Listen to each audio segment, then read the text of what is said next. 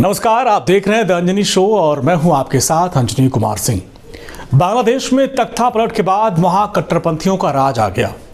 पाकिस्तान के हाथों का खिलौना बने मोहम्मद यूनुस के शासन में अल्पसंख्यक हिंदुओं पर अत्याचार बढ़ गया। लेकिन भारत के प्रधानमंत्री नरेंद्र मोदी और उनकी कूटनीति से पाकिस्तान और बांग्लादेश अब घुटने पर आ गए। प्रधानमंत्री नरेंद्र मोदी के अमेरिका दौरे के दौरान अमेरिका में राष्ट्रपति डोनाल्ड ट्रंप से मुलाकात हुई और इस दौरान अमेरिकी राष्ट्रपति ने ऐसा ट्रंप कार्ड चला जिससे पाकिस्तान अब न घर का रहा न घाट का रहेगा। क्या है अमेरिकी राष्ट्रपति का ट्रंप कार्ड? क्या बांग्लादेश के टुकड़े होने वाले हैं? क्या प्रधानमंत्री नरेंद्र मोदी की कूटनीति से अब बांग्लादेश में अल्पसंख्यक हिंदुओं के लिए एक अलग राष्ट्र बन जाएगा? बड़ा सवाल है। इस वीडियो में आज मैं इसका जवाब दूंगा और विस्तार से आपको समझाऊंगा। लेकिन उसके पहले आपसे अपील है कि अभी तक आपने अगर द अंजनी शो को सब्सक्राइब नहीं किया है तो प्लीज़ आप उसको सब्सक्राइब करें, लाइक करें और बेल आइकन को दबाएं ताकि मैं ऐसे एक्सप्लेनर वीडियो आपके लिए बनाता रहूँ। हमारे देश में एक बहुत प्रचलित कहावत है, आया ऊंट पहाड़ के नीचे। यही कारण है कि इन भाई साहब जो मेरे बगल में आप देख रहे हैं, इन भाई साहब का चेहरा उतरा हुआ है, ऐसी शक्ल बनी हुई है। अब जरा इन भाई साहब को देखिए, इनके चेहरे पर भी 12 बजे हुए हैं। चेहरा देख रहे हैं आप इनका? इनके चेहरे पर भी 12 बजे हैं। क्यों बजे हैं आज मैं आपको बताऊंगा। दरअसल अमेरिका में प्रधानमंत्री नरेंद्र मोदी और राष्ट्रपति ट्रंप के बीच मुलाकात हुई और इस दौरान जिस तरीके से अमेरिकी राष्ट्रपति डोनाल्ड ट्रंप ने अपनी बात कही वो अमेरिका और पाकिस्तान को चुभने वाली है। उन्होंने कहा कि बांग्लादेश में हिंदुओं की स्थिति ठीक नहीं है और इससे हमारा कोई लेना देना नहीं है, आपको जैसे डील करना है करो। यानी उन्होंने खुली छूट दी भारत को। अब क्या वो बड़ा काम होने जा रहा है जिसकी तरफ ट्रंप साहब इशारा कर रहे हैं? प्रधानमंत्री नरेंद्र मोदी ट्रंप साथ साथ बैठे हुए हैं और ट्रंप ने एक बड़ा इशारा कर दिया। उन्होंने कहा कि मोदी जी आप देख लो, ये वाला इलाका तो एलिफेंट नेक हो जाएगा या फिर बफेलो हो जाएगा। अगर भारत पाकिस्तान के टुकड़े कर सकता है, एक नया मुल्क बना सकता है, तो भारत बांग्लादेश के भी टुकड़े कर सकता है। बहुत बड़ी बात है ये और आज मैं बताऊंगा कि इसके पीछे की वजह क्या है। क्या बांग्लादेश जहां पर अल्पसंख्यक हिंदुओं के साथ अत्याचार हो रहा है वहां पर अब भारत के कूटनीति से टूट की नजर आ रही है? अच्छा, एक और डायलॉग आपको याद होगा फिल्म शोले का, जो इसमें आपको याद होगा गब्बर सिंह पूछता है बार बार, तेरा क्या होगा रे कालिया। वैसे ही अब भारत मोहम्मद यूनुस से पूछेगा, अब तेरा क्या होगा रे यूनुस।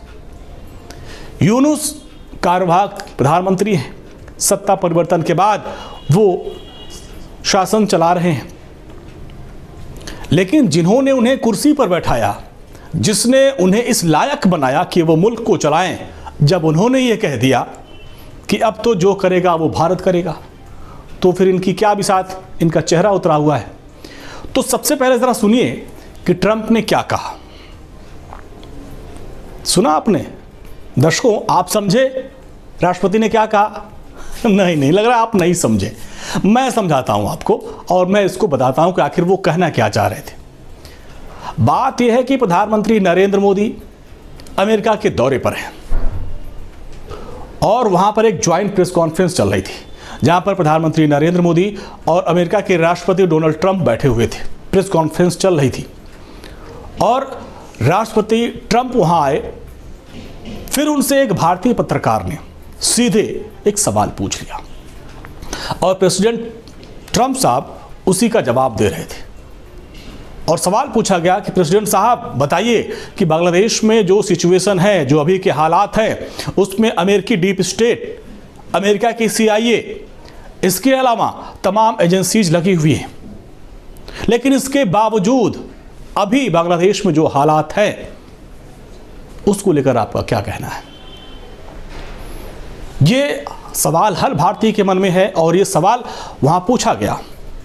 बताया जा रहा है कि सोरस गैंग के जूनियर सोरस हैं मोहम्मद यूनुस। ये सवाल भारतीय पत्रकार ने किया और उसकी तुलना कर दी जूनियर सोरस से। उन्होंने कहा कि जूनियर सोरस है मोहम्मद यूनुस और उनको वहां पर बैठाया गया है।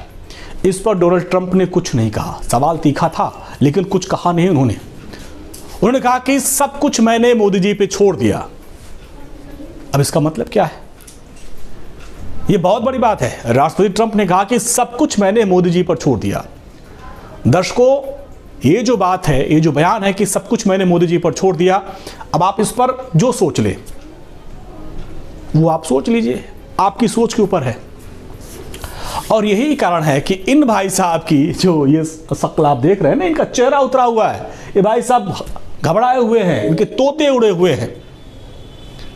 ऐसी शक्ल इनकी बनी हुई है कि इनको लग रहा था कि जो डिप्लोमेटिक खेल ये खेल रहे हैं, डिप्लोमेटिक वॉर में डिप्लोमेटिक जो लड़ाई वो कर रहे हैं, वो शतरंज का जो खेल खेल रहे हैं, उसमें ये भारत को मात दे देंगे, भारत को हरा देंगे, भारतीय एजेंसीज को हरा देंगे, नई दिल्ली को हरा देंगे, हर भारतीय को हरा देंगे अपने ही खेल में।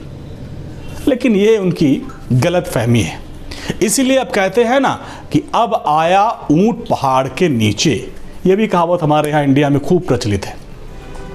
यानी जिसके बल पे आप कूद रहे थे, ये ट्रंप साहब अमेरिका के बल पे आप कूद रहे थे ना, जिनके बल पे आप उड़ रहे थे, उन्होंने कह दिया भाई साहब मोदी जी हमें कुछ लेना देना नहीं है और हमारा इसमें कोई योगदान नहीं है। अरे मोदी जी क्या बात कर रहे हैं, हम तो इसमें है ही नहीं, हमारा कोई लाग लपेट नहीं है। जो चीज़ें आपको दिक्कत हो रही हैं उसमें मेरा कोई लेना देना नहीं है। आपको जो करना है वो करिए। बांग्लादेश में ये ट्रंप कह रहे हैं कि मोदी जी आपको बांग्लादेश में जो करना है वो करिए। अब आपके मन में सवाल होगा कि अब बांग्लादेश में क्या क्या हो सकता है, उस पर हम आगे आएंगे, मैं आपको आगे बताऊंगा। लेकिन जरा उसके पहले तस्वीर देखिए। ये तस्वीर बताती है डोनाल्ड ट्रंप और भारत के प्रधानमंत्री नरेंद्र मोदी के बीच भारत और अमेरिकी संबंधों में कितनी प्रगाढ़ता है, कितनी मजबूती है। ट्रंप प्रधानमंत्री को अपना दोस्त बोलते हैं और मोदी जी भी उनको अपना दोस्त बोलते हैं। लेकिन ये यात्रा कहां तक पहुंच चुकी है? जब ट्रंप दूसरी बार अमेरिका के राष्ट्रपति बने तब प्रधानमंत्री नरेंद्र मोदी पहली बार अमेरिका के दौरे पर पहुंचे। अमेरिकी राष्ट्रपति ट्रंप ने प्रधानमंत्री मोदी का व्हाइट हाउस में वेलकम किया और ये वेलकम की तस्वीर आप देखिए, बड़ी ही गर्मजोशी के साथ, जो जैसा कि स्टाइल प्रधानमंत्री मोदी का भी हाथ मिलाते हैं, वेलकम कर रहे हैं, हाथ हिला के वेलकम किया व्हाइट हाउस में। प्रधानमंत्री के घुसते ही ट्रंप ने उनको गले लगा लिया और कहा कि आई मिस यू, मैं आपको बहुत याद करता था, बहुत याद कर रहा हूं। और इसके बाद फिर उन्होंने अपने साथ जो उनके अधिकारी हैं उन लोगों से बाकायदे प्रधानमंत्री मोदी की पहचान कराई और उनसे मुलाकात करवाई।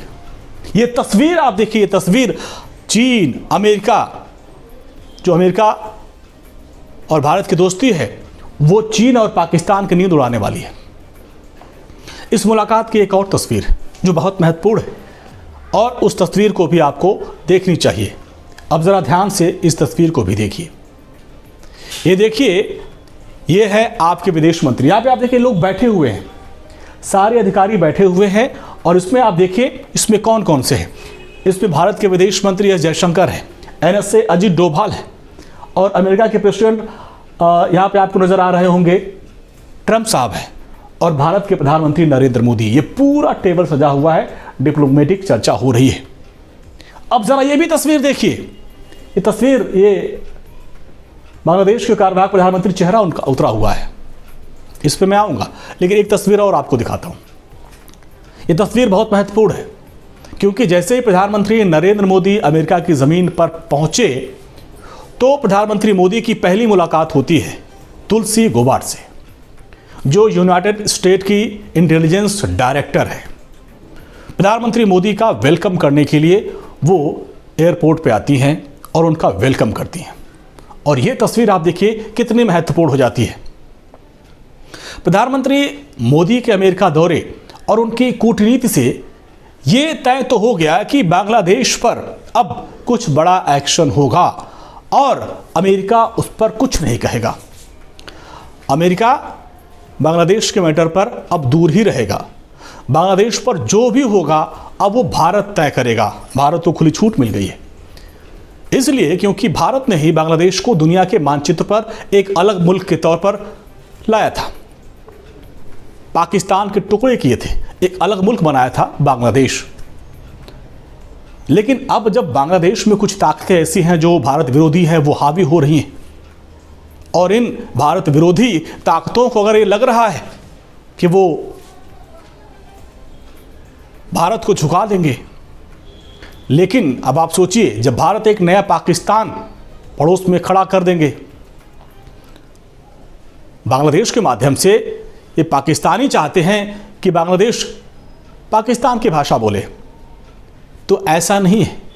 क्योंकि जिसके दम पर बांग्लादेश के कार्यवाहक प्रधानमंत्री मोहम्मद यूनुस कूद रहे थे, उस देश के ही राष्ट्रपति ने साफ साफ कह दिया, भाई साहब, इनको बोला गया, जो चेहरा देख रहे हैं, चेहरा उतरा हुआ है, इनको बोला गया कि भाई साहब अब हमारा कोई लेना देना नहीं है।